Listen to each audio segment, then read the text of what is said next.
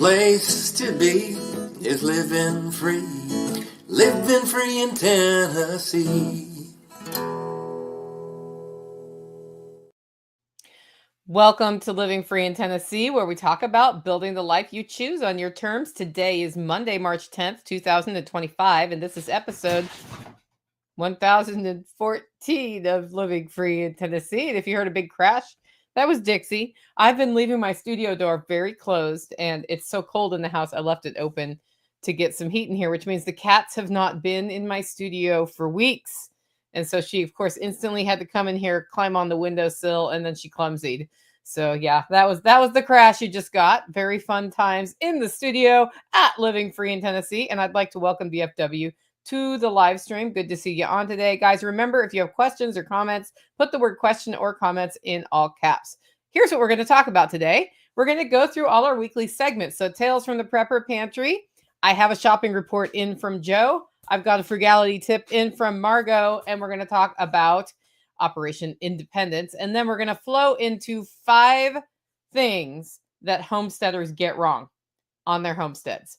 Not pulling any punches today. I will admit that I've done some of these things myself. So hopefully you can do as I say and not as I do later on. Before we do that, though, I want to talk about our featured event of today's show. If you are in Texas, Dallas, Fort Worth area, about an hour from there to the north, I believe, at Crunchy Mama Farms is a beef processing class. It's going to happen March 21 through 24. They have 4 seats left. The cool thing about this class is that they take you from offing the beef all the way through having it into pieces, and you're actually doing the work yourself. I believe they put 4 or 8 students per cow. I don't remember how many students per cow. And then you go home with a portion of the beef. So you just divide the cow up evenly among the people processing it. Spirko will be there assisting with the class, and Chef Ken Daniels will be there talking about how to make things delicious. He's also going to be doing some tastings of some bourbons, I believe, some pairings there. So check that out at crunchyMamaFarms.com. And if you go to the show notes, there's a link directly to the class. Be sure to choose the one that's March 21st through 24th. And if you feel like it, let them know I sent you.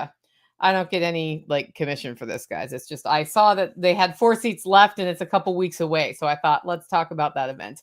Also, I want to thank our 2 sponsors of today's show. The first sponsor is Discount Mylar Bags. Discount Mylar Bags is run by a fellow named Toby.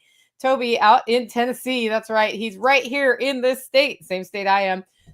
And he, way back when he was still working a JOB, he had joined some mutual assistance groups, and they're like all these badasses in there. Like, I could start a fire with friction, and I know how to shoot my gun like from 1,000 miles to hit a tiny little, penny-sized target or whatever. And he was like, I just don't know what I bring to the table here. And then he thought about it. He realized he's pretty good at sourcing things in bulk and passing on savings to people. And Discount Mylar Bags was born. He's got a lot of articles up there you can check up if you go to the website up on the upper right-hand side that are just ideas on like how much to store in what size bag, with what size O2 absorber, how long to store different things, that sort of thing, so that your storage actually supports you rather than just buying the biggest bag you can and throwing everything in one bag.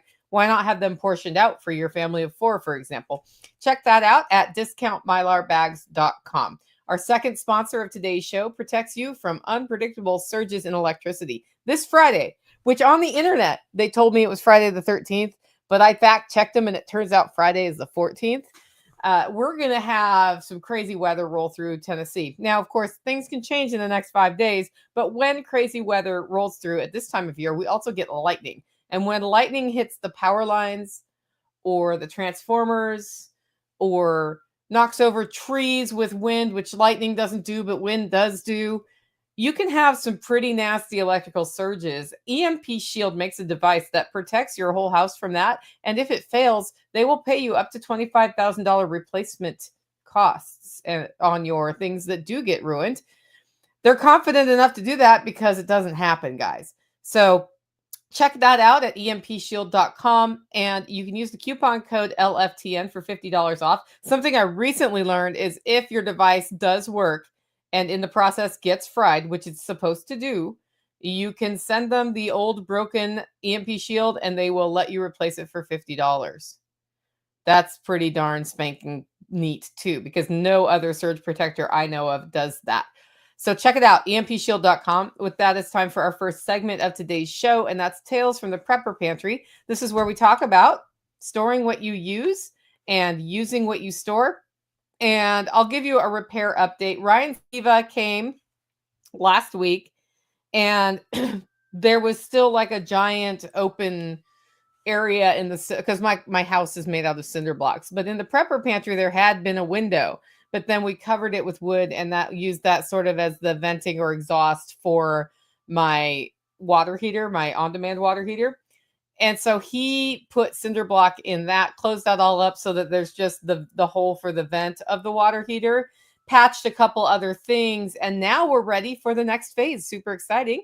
We'll be finishing out the framing of, so we're framing walls inside the cinder block with, and then insulating that so it's better insulated in there.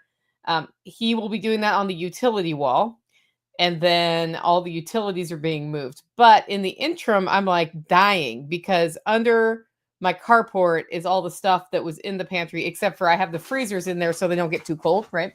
And he's like, well, you could put paneling up and put the shelves on this part because I'm no longer working over here. It's already insulated, but it just lacks the wood paneling, which I was going to do all at one go once all the walls are done. And then that allows you to start putting some of your stuff away.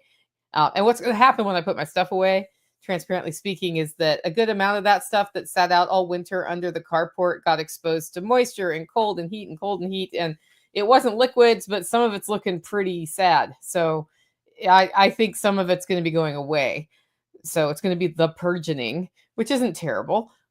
So I was like, actually what I need to do is there's one wall not getting insulation because it's just the cinder blocks between the Prepper Pantry and my house, which doesn't get exposed to cold.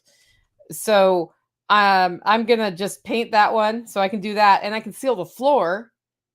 And once that's done, then everything's ready to go back in. And if I have time, then I'll do like extra credit. So my goal, because he can't come this week, my goal is by the end of this week, the painting's done, the ceiling's done. And if I'm feeling like extra special, like I want to work inside, not outside, like maybe it'll be raining this weekend, so I want to work inside, I'll get paneling and start paneling part of the ceiling and that one wall so that I can roll my shelves back in. The long-term plan, of course, is custom-made shelves for what I want to store.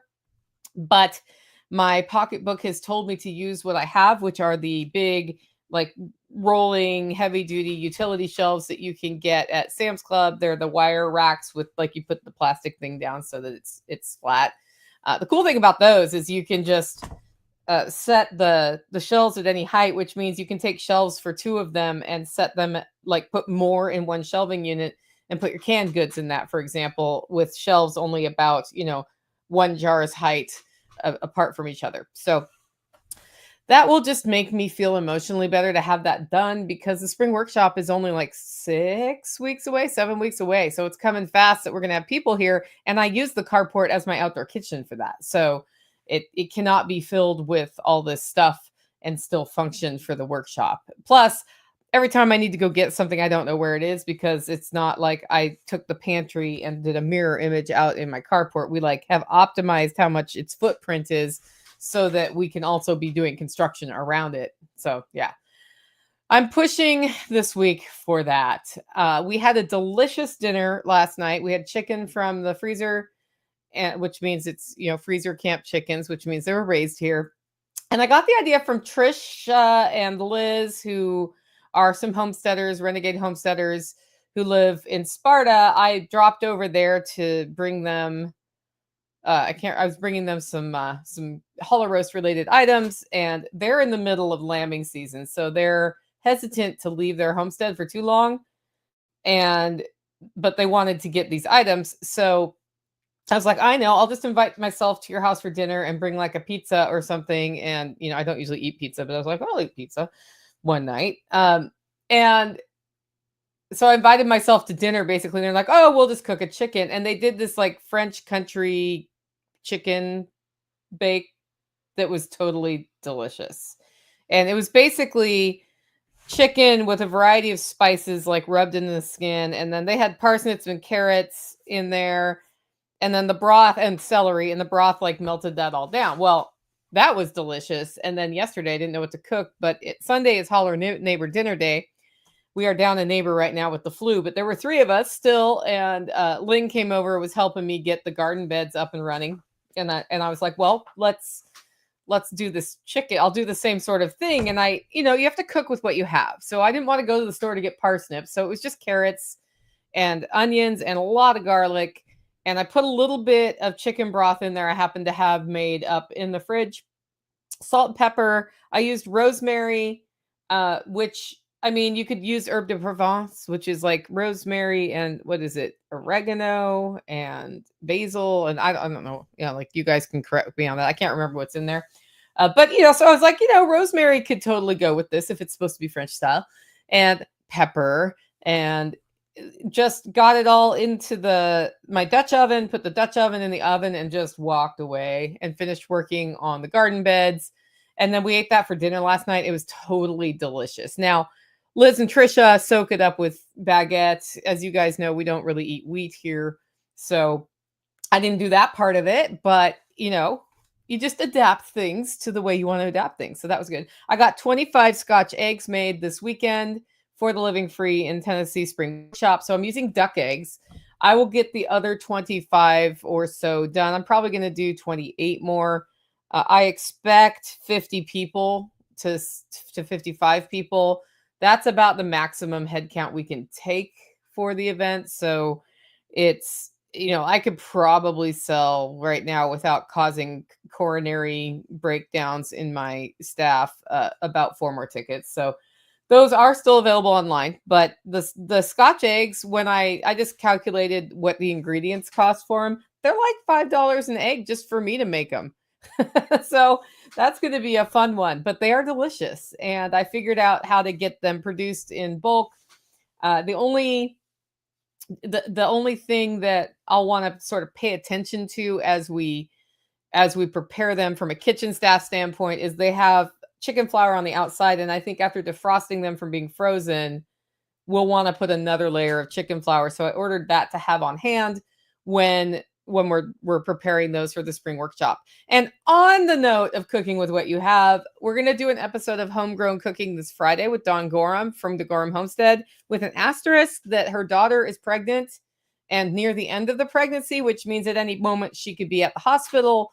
And then it's either just me doing it by myself or we put it off another week. We were going to do it last week and we thought her daughter was going into labor, and she's like, I just can't concentrate. And I was like, yeah, that's cool. So anyway, that's all going to happen this week. Next up, I have a frugality tip from Margot, who says, are you traveling to another country? Well, that can feel overwhelming unless you plan ahead. I just got back from a trip with 2 fantastic friends. We started planning about a year ago. We did some research on places we wanted to stay, then searched resorts, reservation sites for the cheapest rates. This happened to be in February, so we booked the stay first. Booking in advance also spreads out when you need to pay for things. I did some research on food prices, and they had much higher prices, mainly because they're so dependent on boats for delivery, and they don't always come, the boats. The internet said you can bring any food in its original package on international travel. So we brought things like snacks, pasta, and rice, coffee, and sugar. And then we asked locals where to get fresh bread, fresh fish, and we cooked for ourselves. So by planning in advance and researching, you can take an affordable trip to another country. FYI, we saved over $3,000 a person versus what a travel agent suggested that it was going to cost. And we took half-a-day boat tour that wasn't part of the package with the travel agent. So plan ahead, and you too can have an affordable trip with some great friends. Happy saving, y'all. I used to go to a new country every year. I might actually go out of the country this year, but that would require me renewing my passport. And if I go to another country, it will be one I've never been to. And the way I did it is I would keep an eye on the cycles of ticket prices for planes. And right before and right after high season, you usually get some pretty good rates. And then on the worst times to be there, you get the best rates. And so I'd sort of be like, okay, this is when it's supposed to be best weather-wise. And if I go like a month in advance, I'll have some good days and some bad days, or a month after that, I'll have some good days and some bad days. And tickets are, $500-600. And then I would buy the ticket, put in for the time off, because this is when I had a job. And from there, I figured out I could get the rest of the trip done. It was all about for me, locking in the airfare. And lodging, I could usually figure out after I got there. So I usually did not book my lodging in advance. Like if I was going to go stay at a resort, I would totally book it in advance. But I would stay at, not quite youth hostels, but sort of the lower end backpacking hotel. Like my requirement for a hotel was clean, climate controlled, and has a bathroom. And depending on the country, the climate control doesn't have to necessarily mean HVAC. Like if it's not a country that needs air conditioning, then and open windows are fine, then that's fine. But I really wanted my own bathroom and not a shared bathroom. And in other countries, you can do rentals with shared bathrooms. I don't know that that's such a thing in the US, but I would stay for like $20 a night, $28 a night in South American countries and other places. And that was like some pretty nice places to stay. It wasn't just, bottom of the barrel. So you can actually get to a lot of places without a lot of money, just by learning about it, being willing to take some risks. I will say in my younger years, I went a little too loosey-goosey, and I have spent a night or two in an airport or a train station, which is not ideal. But, now that I'm older, I always make sure I know where I'm staying the first day or two somewhere. And usually the day before I leave, I know where I'm going to stay. And then from there, I get to the country. And what you find is the travel agents here charge more than the travel agents there. So you can get there. And if you want to have somebody do all your booking, you can meet with the travel agent there, and they cost less too. So there's a lot of ways to tweak the system. Next up, I have a shopping report from Joe. Joe says that Thursday's trip was typical. Dollar Tree was first. Plastics are still plentiful, and the food and drink coolers are in good shape. The product mix often changes, but shelves in the food and drink aisles are full and with good variety. The price of a 2x4x8 stud at Home Depot is $3.85. So tariff threats have not yet had any effect on that. I've been in there a few times since the last report. They've dramatically increased the number and variety of Milwaukee hand tools, while Klein appears to be disappearing. I've also been to Lowe's, and you can still find a decent amount of Klein there, although it's in multiple sections, including the plumbing area now. We have been able to find everything on our list at Aldi consistently, although sometimes I've had to choose a different brand of chocolate. Not this week, although the price of it has finally gone up to $2.19 from $1.99. That's the first increase on it in years. Staple prices were as follows: bread, $1.39, eggs, $5.97. That has increased, and there's a limit of 2. And we all know there's an egg crisis right now, guys. So no surprises there. That's actually $1 more than I sell my chicken eggs for. That's interesting. Okay, I don't have chicken eggs right now because I just have duck eggs. Whole milk, $2.84 a gallon. That's down. Heavy cream, $5.29. That's down 10 cents. Also, that is on par with Sam's Club, by the way. So, you can get it anywhere. OJ is $3.75. That's up. Butter, $3.75, down. Bacon, $3.99. Potatoes, $4.39. Sugar, $2.99. Flour, $2.35. And there has not been 80% ground beef. So the 90% stuff is $5.89 a pound. Guys, this is $5.89 a pound for cheap ground beef. That's like cheap ground beef. Cheap. I charge $9 a pound for my grass-fed local to myself from my company, because my company bought it, but then I have to buy it from the company when we use it for meals here. Anyway, and I don't have to buy it from the company when we use it for the Living Free in Tennessee Spring Workshop, which that's part of the Scotch egg recipe. Anyway, there was plenty of other beef as well as pork and chicken, untainted, untainted regular unleaded at Weigel's was still $3.59 per gallon. On my additional trip to Food City, there's plenty of flour, although a lot less unbleached than usual, and pet foods are plentiful. Thank you, Joe, for getting that in. We hadn't heard from him in like a month. I was like, dude. He's like, okay, I'll write one up. So I think it's nice to see the changes over time. If you look at dairy's come down about 10 cents, which isn't that much. But if you think about the time of year, what's happening right now is there's more milk on the market at this time of year. And the cows are having better access to like forage because the grass is starting to come back. And so it stands to reason that the milk is better at this time of year and more plentiful, and that would then have some downward pressure on the price.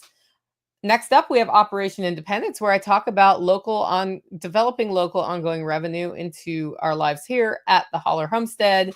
We've been doing a lot of stuff, and most of it has to do with setting the foundation to have food grown here. So there's been a lot of work on the sheep. In fact, we're going to start rotating through hoof trimming again this week, and they all need it badly. But I got my 2 aquaponic wicking beds because I have a ebb and flow bed and I have 2 wicking beds. I got those up and running and planted. Lynn, who's staying at base camp, she helped me with that as well. And that involved making biochar so I could put it in. And then I needed to top the soil off because the soil has like compacted about 8 inches since that system was built about, was it 8 years ago that we put that in? So it was just time to add some soil. I hadn't been adding it recently because I keep thinking we're going to move it, and we haven't moved it. And now I'm just like, it's probably just there forever, and I need to get some help with some ideas on how to make it look prettier.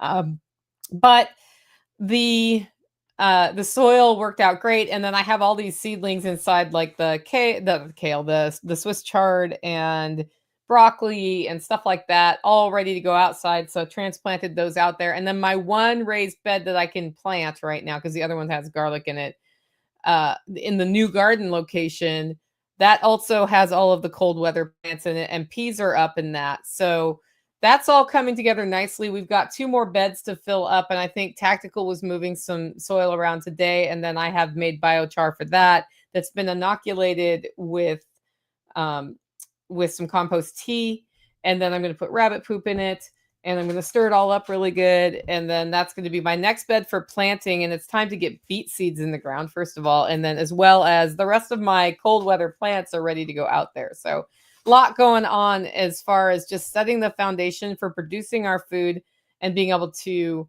can as much of that and or use it. Like my priority is eat it fresh as much as you want, and then preserve it. There's no point in not eating it and preserving it, because then you're just putting energy into that where, you can just at least tap into the benefit and reduce your grocery bill and increase your nutritional density. And on that note, I've been wanting to make biochar for 2 years. I've taken a couple runs at it on the supply side, like getting things together to do the biochar, and then just never pulled the trigger. So finally this weekend, and I was like, I'm doing it. I've got material. I've got a Weber kettle grill. I've seen the video Spirko made about it. I'll just make the and it's what stood in my way is having 2 to 3 hours to be adding stuff to the biochar layer by layer while not getting interrupted with something that's going to take me away from there for like an hour, and then it'll ruin the whole thing. So working on getting garden beds up was the perfect time to do it, because I could just have like the fire going. I could be working on the beds, check it every so often. And it's solving another problem for me, which is I have a lot of branches from when we had the trees taken out last year in a pile that would make a good bonfire, but I'm hunking it up and making biochar out of it. So anyway, that's kind of cool. And it's really cool to witness biochar just hanging on to moisture when you water it. Like when I poured all of the compost tea in the bucket of biochar and then went to bed last night, and now I'm using that biochar in the new bed today that we're putting together. It was fascinating this morning because I kind of expected the water to be sloshing around in there. I don't know why. Totally been absorbed by the biochar, which is one of the things biochar does, is increases the capacity of your soil to hang on to water, which if you live where I live is really great in the middle of summer when your plants need water. So that then like mellows out the dry, moist, back and forth that happens. Okay. But I know the reason you guys really came here was the main topic of today's show, which is 5 things that homesteaders have just gotten wrong. And these are things that are just wrong. It's just wrong. A lot of times I'm pretty understanding about, like it's none of my business if you do things wrong, but maybe you don't know that you're doing things wrong. And let's start with what makes a homestead a homestead. A homestead is when you turn your home into something that works for you instead of you having to work for your home, meaning that it is creating value for you, whether that be growing some of your food, bringing in some income in another way. When you start making your house a productive house for you and it stops being a liability and starts being an asset, you are moving into homestead land, my friends. It's not always like a 10-acre plot out in the country. I know people urban homesteading who have all sorts of food coming off their property and enjoyment. And like if they wanted to add in a layer, they could totally start doing tours. In fact, I think one of my friends is doing a school tour of her urban homestead, right? There's all sorts of different things you can do. But when we get to the judging, Nicole, which is right versus wrong, there are things you can do on your homestead that are just wrong. And the way I look at it is it causing problems for you? When things start causing problems for you, there's a good chance you're doing things wrong. Is it dangerous? Are you going to kill somebody if you keep doing things the way you're doing them? That's another one, right? And I think we can leave room for your style and your choices and your priorities while also just calling a spade a spade. And so there's 5 of these things. The first one I have on my list is keeping weak animals with genetic problems, such as perhaps a sheep throwing prolapses or scissor beak in your poultry. That's just wrong. I know it's controversial. There are blog posts after blog post after blog post about people who have figured out how to build little wheelchairs for the hind legs of their animals who are paralyzed from the waist down or whatever. Keeping weak animals can lead you to a whole host of problems. And I don't mean the choice you've made, right? The choice you've made when you have an animal or one is born on your property that has a genetic defect, right, is it's very tempting to baby that animal along and set it up so it can just keep surviving. And when you do that, you start developing a connection with the animal. You have a deeper connection with the animal, and then you really don't want them to not be there because they're your friend now, right? Especially if you like animals like I do. We've all done it though. We've all had chickens and one had scissor beak or splay leg, and we've managed to get the leg back and then it's normal again.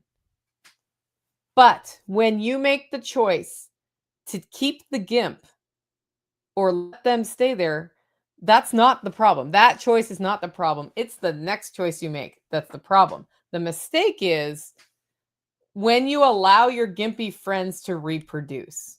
So I would say from a homesteading standpoint, making the choice to work with an animal that has a problem, not necessarily the wrong choice. That's your style. That's how much you want to invest in it or whatever. But when you allow them to reproduce, then you create a situation where you are spiraling problems into your homestead that are going to be biting you in the ass for years to come. Spiraling costs, spiraling amount of effort needed from you, and heartbreak when genetics just keep getting worse and worse and worse in subsequent generations. So what you're doing is you're allowing that to keep the weak genetic factors, which gets worse over time. So I think a better approach is to go ahead and keep your special needs animal if that's what you want to do, but do yourself a favor and don't let it breed.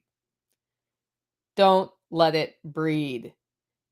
Because keeping your livestock genetics strong for a resilient, self-sustaining homestead pays off in the long run in that you have fewer and fewer of those kinds of problems. When you let the genetics pass on, it's just one headache after another.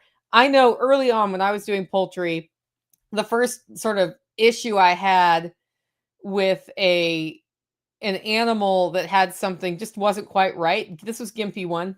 Gimpy 1 had scissor beak. And he was a cute little like rooster, and he would like sit on my shoulder while I worked, and we were really good friends, and I had to feed him with my hand and a pile of food because he couldn't eat normally. And I had tried to correct the scissor beak with a combination of bracing it and changing his vitamin intake in case it was a vitamin deficiency. Didn't work.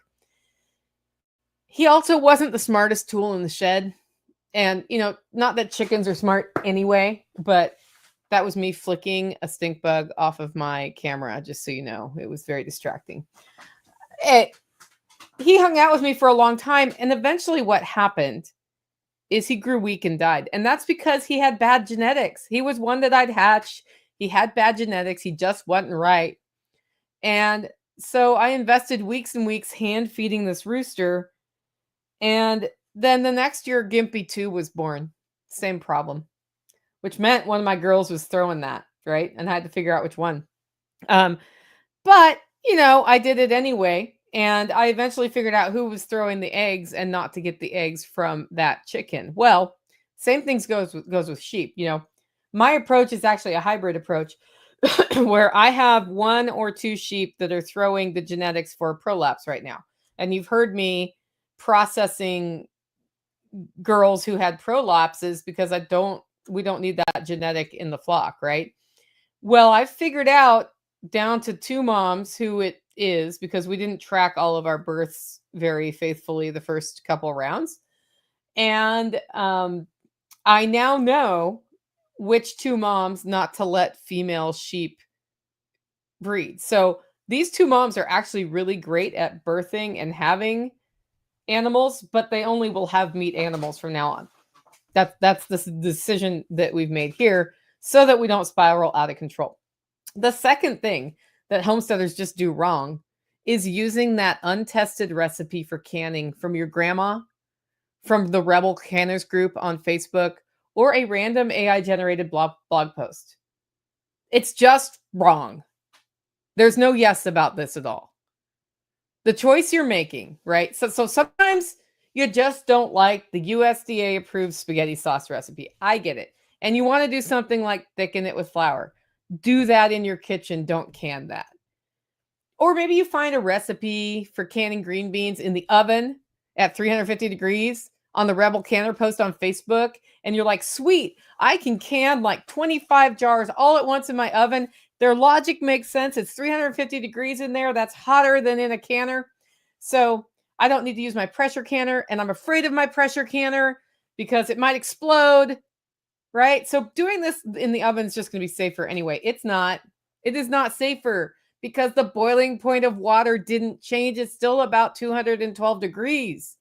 So the mistake you're making there is choosing untested recipes when you don't understand biology of the pathogens that could be in your food, what the boiling point of water is, and what that means. You might know what it is, but what does that mean as far as being in an environment that's hotter than that, right?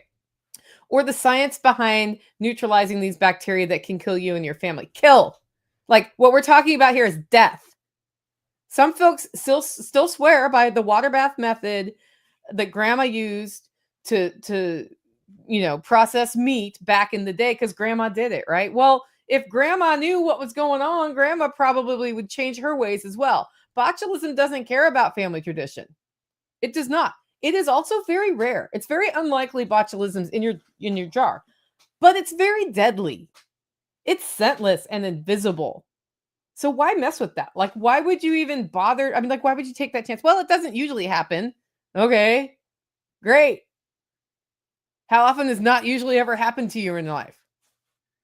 There's no faster way to end your homesteading journey than to kill yourself or your family or your friends. You're not going to be feeling like wanting to be a homesteader after that, let me tell you. I think the better approach is to learn why. Learn the science behind safe canning. Learn about pH, how to measure pH. I was just gifted a commercial pH tester from Chef Ken Daniels this year. I'm very excited about it because that's way better than strips. Learn how density of food impacts the heat that and pressure canning, like how that impacts what happens and heat penetration. And if you're tweaking recipes, know what you're changing and why. Pressure can low acid foods, no compromise, always. Stop trusting that we've always done it this way as safety guidelines. You're like literally trusting strangers on the internet in the Rebel Canner group who just yell at you more because their grandma always did it that way. We don't even know if they're really doing what they say they're doing. Why would you trust that? Years ago, one of my neighbors called me and she was like all excited because she had water bath canned her tomato sauce. And she's like, and I did what I always do. I made a roux, like screw the recipe at the USDA. I made a roux out of flour, and then I put the tomato in and the spices. I didn't want to use that recipe because I don't have enough garlic in there. And she tossed, I was like, she's like, that's okay, right? And I was like, well, if you want to maybe kill your family, what's happened with the flour is it's changed the density, which means the heat profile could be different. And it probably altered the pH, which then may make that no longer a high acid food. And then you have a risk of botulism, which you can't see or smell. And how long ago did you can it? She was like, yesterday. I'm like, well, you could probably boil that and still use it, but I wouldn't can that. Like, put it in the freezer, right? And she did. At the same time, I will say this. I adjust recipes all the time. So I did say what they're doing wrong is adjusting recipes. When you do understand how the science works behind it, when you understand what pathogens can be in the food, when you understand how the heat probe stuff all works, there are times when you can make adjustments, make it taste more to your liking, and know that your risk of a problem is very low. Salsa is where I do that. I make delicious salsa. Salsas that you can have vinegar in them. Vinegar brings up the pH of the whole thing. Now, if I wanted to test that pH with the commercial tester out there, I'd make the salsa, put it through my Vitamix so it's like uniform with all of the things in there, and then test the pH to see what it was, right? That's how I did that. What I know is, like, I had a call the other day. Hey, I don't like the taste of this salsa recipe. I'm going to reduce the vinegar. No, that's not what you reduce. Because the function of the vinegar in the salsa recipe is to change the pH so it's a high acid food so you can water bath can it. Because green peppers are not a high acid food, for example. Tomatoes are on the line. Onions are not. Garlic is not. So I will say this. I have gotten to on spaghetti sauce. I don't can spaghetti sauce. I can tomato sauce, and I make spaghetti sauce from the tomatoes so that I can have the recipe I want without worrying how much garlic do I have to think about is too much garlic so it changes the pH. I think it's a better approach to know how that stuff works. And if you don't know, learn how it works. And if you don't know and you have stuff to preserve, follow the USDA guidelines. The National Center for Home Food Preservation has tons of recipes for almost anything you can think of. And if they don't have a recipe for something basic, there's a reason. There is a reason, like pumpkin being too dense to can, so you don't can it. Now, it's funny because I found an old USDA approved recipe for pumpkin once. So that's something that's been new. The other thing is, if you really want to can like something that you have really grossly adjusted, like a lot more garlic and tomato sauce for your spaghetti sauce, for example, you can actually go to a lab and order the test and find out what the safe processing time for that is. That's possible. It costs money. I think AJ with his bone broth business has discovered exactly how much money that costs. It can cost a lot, and that's why some recipes are not tested. So that's one where knowing the risk when you make an adjustment is really important, and knowing what the function of the different ingredients is really important. And then knowing if your risk is botulism versus mold. Mold is visible and smells bad. So that's the second thing that homesteaders do wrong. And it's that obviously I get a little triggered by the rebel canning group because sometimes they're telling you to do things that are fine, but other times I'm just like, so this other person says that they got botulism and barely lived and had to learn how to walk and talk again when they followed your bean canning recipe by putting it in the oven. But you won't let them tell your story on your page because what? Because why? That's something that can be verified, by the way. You can verify that. So then they're silencing people that disagree. So that is a group I don't approve of anymore. Because I'm like, well, it's cool to have those ideas, and I see why that could work, or I see why that can't work. But if you can't even debate, and if you disagree, it's just like silence, then I'm like, okay, I'm not learning anything in this group. I'm out. Okay. The third things that homesteaders do wrong. You got chickens or other livestock, and you did not have infrastructure. That means housing, water, fencing, etc. I'm looking at all of you who are on this live stream right now, and some of you are homesteaders, and probably every one of you has done this. You got chickens or other livestock, and you did not have somewhere to put them. Homesteading and chickens really they go hand in hand. It's one of the first thing most homesteaders I'm going to have chickens because chickens and homesteading are cool. And I'll have eggs and maybe I'll have meat if I'm willing to kill the chicken. So you just moved onto your property and you're like, I'm getting chickens. And then you're like, but not yet because you're smarter than me. And then you go to Tractor Supply right now. If you go to Tractor Supply right now, you hear beep, beep, beep, beep, beep, beep, beep, unless they're sold out, but beep, beep, beep, beep, beep. And there's all these cute little chickens in tubs and they're adorable. And really you can put them in a little tub with a light on them. So you bring them home. You're like, I got plenty of time. I can build the coop. I can build a chicken run. I'll be ready to go by the time they're, 6 weeks from now. 6 weeks is a really long time. 3 weeks from now, I'm already putting mine outside if I get chickens because they poop everywhere and you can't keep them in a tiny little brooder that long. Your brooder has to get ever bigger if you're going to do that. B, the reality check is this. Scrambling to build a shelter in just 6 weeks with all your other stuff going on actually starts getting rather last minute and it's stressful for you and the animals. Now, some people have awesome skills and can just bang out a coop in half a day. I'm not some people. So you end up ignoring other high priority things, putting your animals in danger, making yourself crazy. They're all covered in poop because you didn't have somewhere to put them. Worse, you have a poor setup. They get out. Predators get them. Let me tell you how I lost 40 chickens once. It was with an inadequate chicken tractor. I moved them out there because I was tired of the poop. And they could still sneak out if they wanted to. And I was like, they'll be fine. And my neighbor's dog came over. And what resulted was chicken melee. I came home to chickens strewn, adolescent chickens all over my property. 3 of them still alive, the rest dead. Some of them I never saw again. So you can spend twice the money on infrastructure and triple the time it takes to deal with it by not having that in place before you get the livestock. Or you can never do that wrong. I think the better approach is build before you buy, prioritize one kind of livestock per year so that you can learn the ins and outs of that critter and then move on to the next thing. Book learning is not enough. You can read about you can watch all Greg Judy's videos on sheep and then you're going to have sheep and really learn what it's like to have sheep, for example. It makes homesteading so much better if you listen to this one, and almost nobody listens to this one. Almost nobody. So if you haven't started your homestead yet, and you're going to get livestock, build your stuff before you bring your livestock in. If I had done that with goats, I would not have had goats on my roof all the time. I mean, the joke in the community for people who listen to my earlier episodes is I would be on the podcast and I'd hear Santa Claus on my roof over the studio. And that's because the stupid goats got out of the stupid fencing all the time because I thought I could just put up a single strand of electric wire, shock the crap out of them, and they'd be fine. And that is not how goats work. That's not how my goats work. And then I was like, I know, I'll put up a 5-foot fence. They got over the fence. And then I had a 5-foot fence with a strand of wire on top, and that kept them in as long as the electric fence was working, and sometimes it didn't work. They had it straight to my roof every single time. The goats are now contained. A, they weigh more, so they can't jump as high. And B, Goat Knox was built on my property. Goat Knox was built.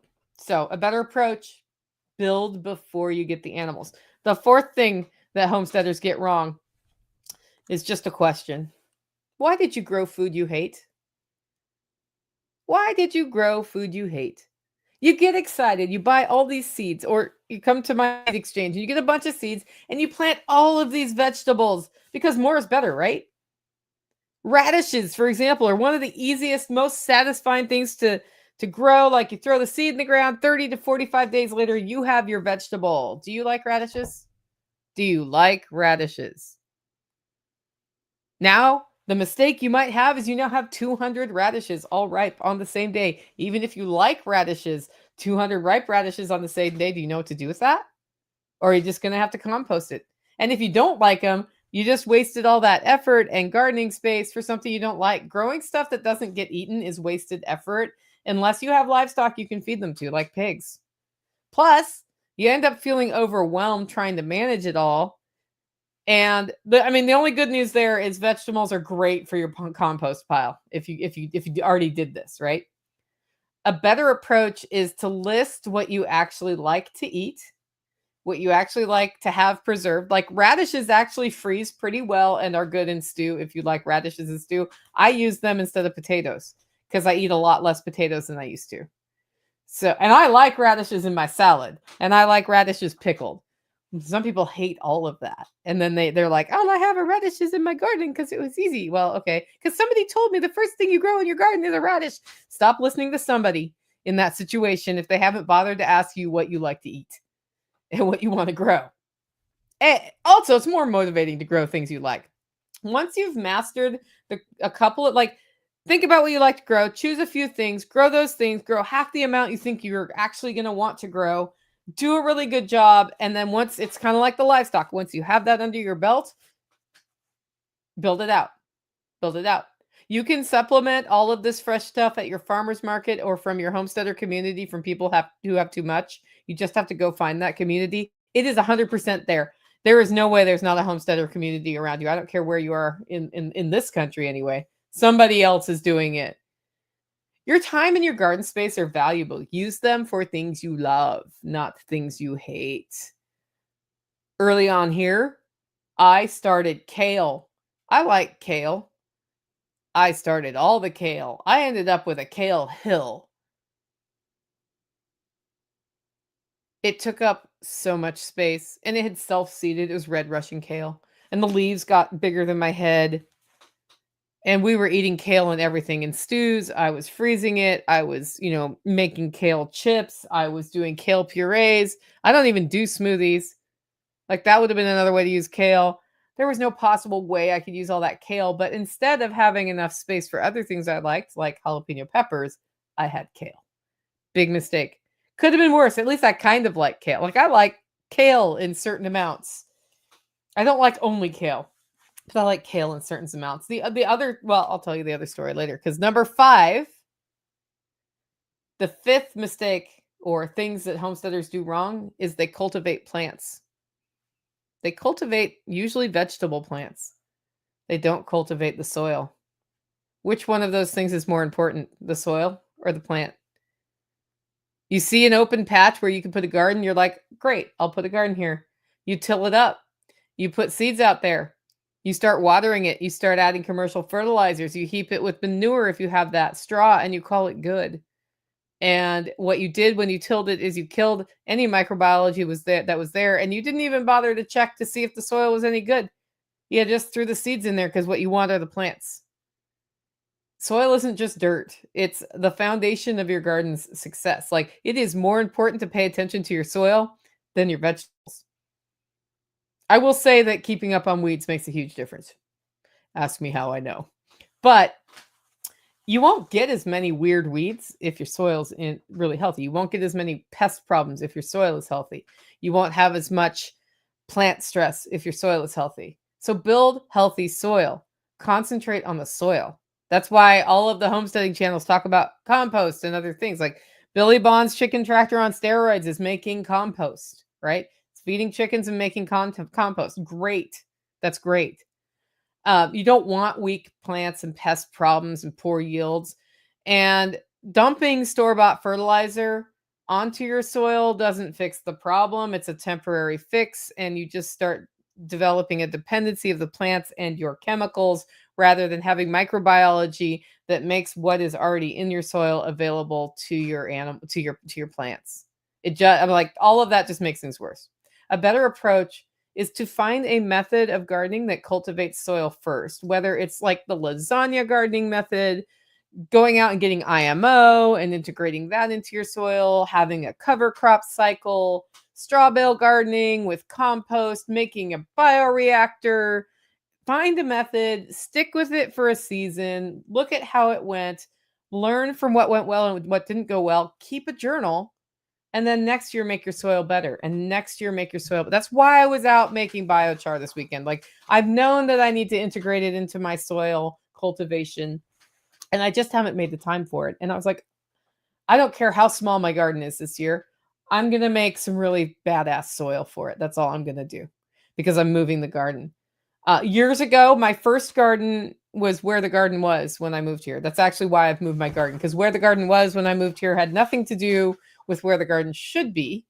And also the house that built here is built in a different place than the original homestead cabin was on this property. So it actually made sense where it was for where that other cabin used to be, but that cabin's not there anymore, right? So it had had years of chickens scratching it up, really fertile soil, like really awesome soil. So I grew 40 tomatoes. And if you see the picture of me on Twitter with like tomatoes under my chin, I think that's still the picture that's there. That's what that's from, was that first year of tomatoes. I was like, what do you mean tomato blight? What are you talking about? Like, the soil was so good here. No problems, lots of production. It held moisture really well. Well, over time, because I wasn't cultivating the soil as well, that soil got less good for a little while. But also I was like, if I can do well with tomatoes, 40 plants, I can do 140 plants. So I did that. I went down the hill, tilled up a field, and put 140 plants out without any thought to any, like, I didn't even put fertilizer down. It was just like straight up bare dirt, no mulch, tomato plants. That was it. I got about half the production from that 140 plants as I did from the original 40. Why? Because I just was cultivating plants and not soil. Now, I didn't add the fertilizer to that because I was already organic, but yeah, learned a hard lesson. To this day, that other field, which we used to call Moonshine Plot because it was down the hill and Sunshine Plot was up the hill, that is not a vegetable area at this time. Sometimes it grows squash on accident, but that's that. So cultivating plants and not soil is not the right choice. So those are 5 things that homesteaders just get wrong, and they're common things. And there's no shame in getting it wrong. Like, if you've already done some of these things and you're blushing right now, stop blushing. Put on your big girl panties and go out there and do things the right way. You can always change from here forward. You can't change what you did before. And it's not hard to change from here forward. It's just important to choose to make your homestead into a productive homestead. And I know it's work. It's still work. None of this keeps it from being work. But when you take care of some of these things on the front end, it does get easier over time. And that is the beauty of making a homestead. I hope you enjoyed today's show. If you did and you want to support the show, you can do it in 2 ways. 1, get your coffee at hollowroast.com. 2, consider becoming a member. Head over to livingfreeintennessee.com to find out more about that. Our member webinar this month will be on I think it's the 23rd of March, and I'll be talking about how to develop small scale events on your homestead. Check that out, livingfreeintennessee.com. But that, guys, go out, make it a great week.